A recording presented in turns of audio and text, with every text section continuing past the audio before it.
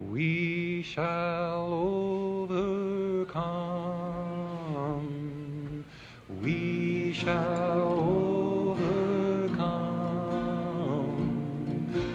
We shall. Band 63.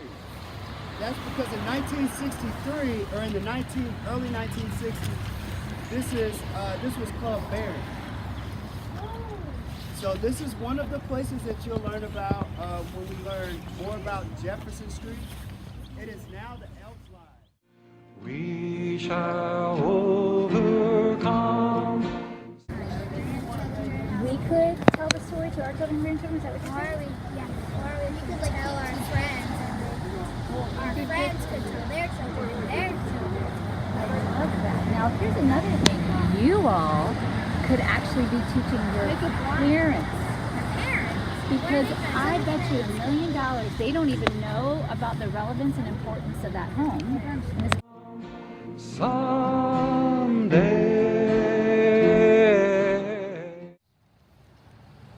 And what they were actually doing on that day. So that's our reminder, right? That we are marching or walking down this street in remembrance of the event. Now turn it and look at that home. Is that the house that's in the image? No, and we see empty lots around it. So these are signs and ways that the neighborhood has changed. If you look at this other image, there's a guy sweeping glass. And if you read the caption, it says that he's cleaning up after the bombing. That bombing rattled and shook even the building across the street. But also, could you picture that building? Does that look like that building right there? No.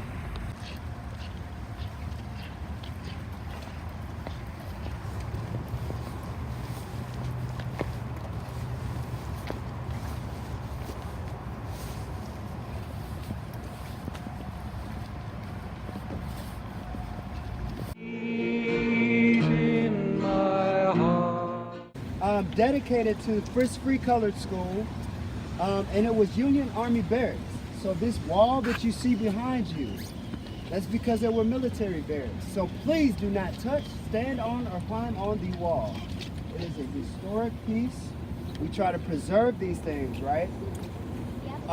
Just across the street, that's an image that I showed you before of Meharry Medical College. Look here was Tennessee State to City Hall.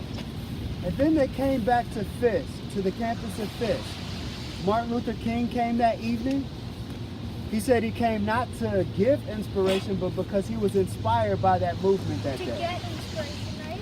Yes, to get inspiration. He was so inspired by that movement. He was aimed to protect him. Here's an image of Alexander Luby that same night. That same night, they came back to the campus of Fisk University.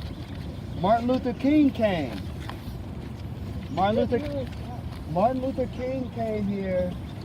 He said not to inspire the people, but because he was inspired by the movement of the people that day. He was inspired by the nonviolent protest and the reaction to such a violent act.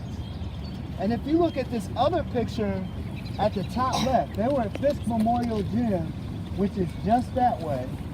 This is the chapel, but there was actually a bomb threat that evening.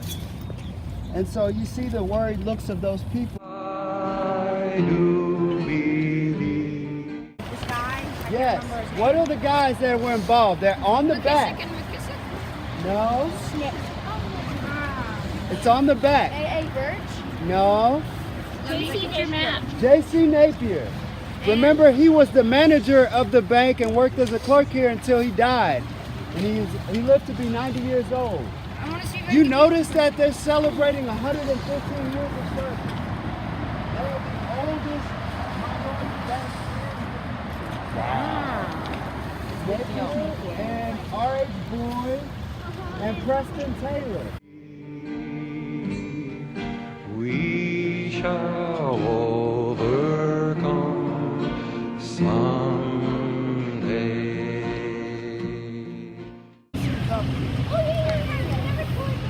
They did not tear it down. It's been in the news recently because of city bombing. Let's keep going. We'll walk hand in hand. We Moment with all of those protesters there, he had to acknowledge that it was both unfair and unreasonable to discriminate against a person based on solely on their race. And then her next question led him to have to agree that it was a recommendation of his to desegregate the lunch counters. And as early as May, we had the desegregation of those lunch counters. So just a few weeks after this event that happened, that was inspired by people being perturbed by the bombing of Alexander Luby's home. They were activated and energized by that moment. They came here, and then they met the city and with their own demands. So that's why we marched today, okay? we'll walk